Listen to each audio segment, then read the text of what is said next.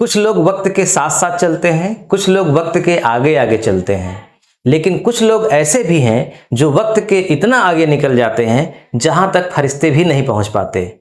ऐसे ही महापुरुषों में एक नाम है रतन टाटा का। रतन टाटा का नाम हर भारतीय जरूर सुना होगा। टाटा की गाड़ी है, कार है, टाटा नैनो, बहुत ही विश्वसनीय, बहुत ही मजबूत कार है। कार के अलावा इनका बहुत बड़ा बिजनेस था। हमारे यहाँ बहुत बड़े परोपकारी के रूप में ये जाने जाते थे। अभी हाल में ही 86 वर्ष की उम्र में उनका निधन हो गया है। तो आज हम रतन टाटा के बारे में बात करेंगे। मैं चाहता हूं कि आप इस वीडियो को पूरा देखिएगा, उनके बारे में एक संक्षिप्त जानकारी आपको मिलेगी। चलिए शुरुआत करते हैं रतन टाटा के बारे में। तो सबसे पहले हम लोग जानते हैं इनकी बायोग्राफी क्या है। तो देखिए यहाँ पे हमने लिखा है रतन टाटा, जन्म 28 दिसंबर 1937 में, यानी कि जब हमारा देश गुलाम था तब इनका जन्म हुआ था। और इनकी जो शिक्षा है वो हार्वर्ड बिजनेस स्कूल से मैनेजमेंट की पढ़ाई इन्होंने किया है। और इनको मुख्य रूप से 2 सम्मान मिले हैं। वैसे तो दुनिया में बहुत प्रकार के सम्मान से नवाजे गए हैं, लेकिन पद्म विभूषण 2008 में और पद्म भूषण सन 2000 में। इनकी प्रारंभिक जीवन की अगर हम बात करें तो रतन टाटा का जन्म 28 दिसंबर 1937 को ब्रिटिश राज के दौरान बॉम्बे, अब मुंबई, उस समय बॉम्बे बोलते थे, अब उसको मुंबई बोलते हैं, एक पारसी परिवार में हुआ था। आप जानते हैं हमारे यहाँ हिंदू, मुस्लिम, सिख, ईसाई, बौद्ध, जैनी, ऐसे ही एक धर्म है पारसी धर्म। तो ये पारसी धर्म में पैदा हुए थे।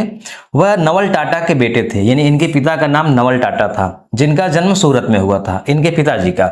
और बाद में उन्हें टाटा परिवार में गोद ले लिया गया था। 1948 में जब टाटा 10 वर्ष के थे तब उनके माता पिता अलग हो गए और बाद में उनकी दादी और रतन जी टाटा की विधवा नवाजबाई टाटा ने उनका पालन पोषण किया और उन्हें गोद ले लिया। नवल टाटा की सिमोन टाटा से दूसरी शादी से उनका एक छोटा भाई जिमी टाटा और एक सौतेला भाई नोएल टाटा था, जिनके साथ उनका पालन पोषण हुआ। तो ये है इनका प्रारंभिक जीवन। मुंबई में ये पैदा हुए, भारत उस समय गुलाम था। इनकी जात स्पेशल आप जानते ही हैं, पारसी धर्म के थे। शिक्षा की बात करें तो कार्नेल विश्वविद्यालय, हार्वर्ड विश्वविद्यालय। और इनका पेशा क्या था? टाटा समूह के निवर्तमान ये अध्यक्ष थे। और इनका कार्यकाल जो है वो 2012 तक था। 2012 में ये रिटायर हो गए एक तरह से। और परोपकार की सेवा, मतलब बहुत ज्यादा ये दान करने में प्रसिद्ध हैं। जो कोरोना की महामारी आई थी उसमें भी लगभग इन्होंने 500 करोड़ का दान किया था। तो ये दान में नंबर 1 माने जाते हैं, भारत में सबसे अधिक दान करते हैं। इनकी जो कुल दौलत है वो लगभग 991 बिलियन डॉलर है। धर्म इनका पारसी, आप जान ही गए। जीवन साथी कोई नहीं, ये जीवन भर अविवाहित रहे, यानी इनकी कोई पत्नी नहीं और न ही इनके बच्चे हैं। अभी इनके शादी इनकी क्यों नहीं हो सकी, इसका हम थोड़ा सा आगे आपको बताएंगे, अध्ययन करेंगे, जो 2011 में इन्होंने ही बताया था। तो माता पिता नवल टाटा और सोनू टाटा। संबंधी इनके हैं JRD टाटा चाचा हैं, सिमोन टाटा सौतेली माँ है, नोएल टाटा सौतेला भाई है। पुरस्कार पद्म विभूषण और आर्डर ऑफ ब्रिटिश एम्पायर मुख्य रूप से। अब देखिए 1990 से 2012 तक ग्रुप के चेयरमैन थे रतन टाटा। ये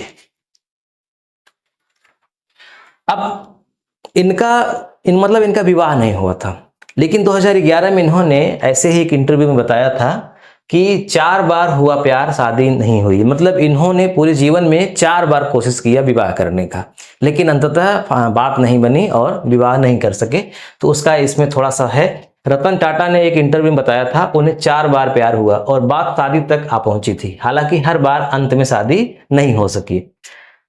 अमेरिका भारत का संबंध है, यानी लड़की थी अमेरिका की एक बार। प्यार की इन 4 कहानियों में सबसे ज्यादा सीरियस लव स्टोरी टाटा के अमेरिका में रहने से जुड़ी है। अमेरिका में हुए प्यार के बाद टाटा शादी करने वाले थे, लेकिन उसी बीच भारत लौट आए।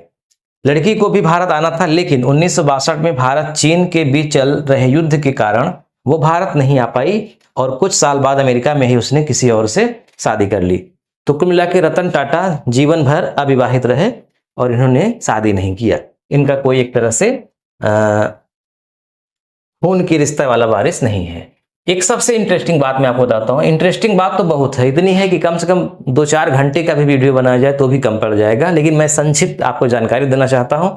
अगर आपको बहुत विस्तार में जानना है तो आप गूगल पे सर्च करिए, पूरी हिस्ट्री इनकी मिल जाएगी, डिटेल में आप पढ़ लीजिए। मेरा वीडियो बनाने का पर्पज सिर्फ ये था कि हमारे देश के लिए इन्होंने बहुत कुछ किया है, बहुत बड़े व्यवसायी के रूप में उभरे हैं और लोगों को रोजगार दिया है, समाज सेवा में हमेशा एक्टिव रहे, कभी विवाह नहीं किया और पूरे भारत देश को अपना जीवन समर्पित कर दिया। और आज जब इनकी मृत्यु होती है तो भारत के सभी पार्टियों के बड़े बड़े नेता, हर वर्ग के बड़े बड़े लोग जो है दुखी होते हैं और विनम्र श्रद्धांजलि देते हैं। महाराष्ट्र में भी, झारखंड में भी, ऐसे ही कुछ और राज्यों में सरकारी शोक घोषित किया गया है। तो इसलिए मेरी इच्छा थी कि आप सब लोग जो नहीं जानते थे इनके बारे में जानें। अब एक इंपॉर्टेंट फैक्ट बताता हूं, पूरी दुनिया में सबसे सस्ती कार इन्होंने लॉन्च किया था, टाटा नैनो। वैसे तो टाटा कंपनी की गाड़ी ठीक ठाक महंगी होती हैं, क्योंकि जो सुरक्षा के लिहाज से बहुत महत्वपूर्ण है, बड़ी मजबूत गाड़ी होती है, इसलिए थोड़ा महंगी रहती है। लगभग हर गाड़ी में 6 एयरबैग होता है इनके। तो जो सुरक्षा की दृष्टि से इनकी गाड़ियां टाटा की जितनी भी हैं लोग ज़्यादा खरीदते हैं। लेकिन एक ऐसी घटना घटी जो इन्होंने ऐसी कार बना दी जो पूरे दुनिया की सबसे सस्ती कार मानी गई। क्या था वाकया, देखिए। रतन टाटा ने एक बार मुंबई की तेज बारिश में 2 व्हीलर पर यानी बाइक पर 4 लोगों के एक परिवार को भीगते देखा। इसी दृश्य ने उन्हें टाटा नैनो के निर्माण की प्रेरणा दी। मतलब इनको लगा कि अगर इसके पास 4 व्हीलर गाड़ी होती तो ये नहीं भीगता, यानी कि ये गरीब आदमी है, ऐसे गरीब लोगों के लिए, मध्यम वर्ग के लोगों के लिए भी क्या हम कोई ऐसी गाड़ी बना सकते हैं जो बरसात से, ठंडी से, गर्मी से राहत दे। रतन टाटा ने इंजीनियर को बुलाया फौरन और 1 लाख रुपए में कार तैयार करने के लिए कहा। साल 2008 में मिडिल क्लास को ध्यान में रखते हुए टाटा नैनो लॉन्च की गई। तो इन्होंने जो सपना देखा उस सपने को पूरा कर दिया। टाटा नैनो लॉन्च भी हुई, काफी लोगों ने खरीदी भी। लेकिन आप जानते हैं कि अगर इतनी ज्यादा फीचर्स सिर्फ 1 लाख में देनी हो तो उसके जो क्वालिटी है उसे समझौता करना ही पड़ेगा। तो क्वालिटी के कारण उतना सक्सेस नहीं हुई और अंततः लोगों ने इसे रिजेक्ट कर दिया और सन 2020 के आसपास इसका उत्पादन बंद हो गया। यानी अब टाटा नैनो मार्केट में नहीं आ रही है। तो इतनी सी संक्षिप्त जानकारी मैं आपको देना चाहता था। अभी हाल में ही इनका 9 अक्टूबर 2024 को मुंबई में निधन हो गया। 2 दिन पहले ही ये एडमिट हुए थे और इनको वेंटिलेटर पर रखा गया था। हालांकि इन्होंने मैसेज दिया था कि मैं ठीक हूँ, चिंता की कोई बात नहीं है, लेकिन कब किसको क्या हो जाए कोई जानता नहीं। तो 1937 में जन्मे और 2024 में इनकी मृत्यु हो गई। रतन टाटा भारत के ऐसे शख्सियत हैं जिन्हें भारत के हर धर्म जाति के लोग, हर वर्ग के लोग पसंद करते हैं।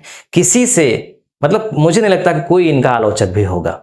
दूसरे जो कॉम्पिटिटिव हैं, जो दूसरी कंपनियों के हैं, शायद वो भी इनके आलोचक नहीं हो सकते, इनके व्यवहार के कारण, इनके कार्यों को देखते हुए। तो बस यही था, मुझे बताना था। मेरी हार्दिक इच्छा है कि आप इनके बारे में और विस्तार से पढ़िए और इस वीडियो का लिंक अपने मित्रों में शेयर करिए ताकि अधिक से अधिक लोग जान सके। और एक बार आप सबकी ओर से, हमारी ओर से, संस्थान की ओर से हम रतन टाटा जी को सच्चे दिल से श्रद्धांजलि अर्पित करते हैं। जय हिंद, जय भारत।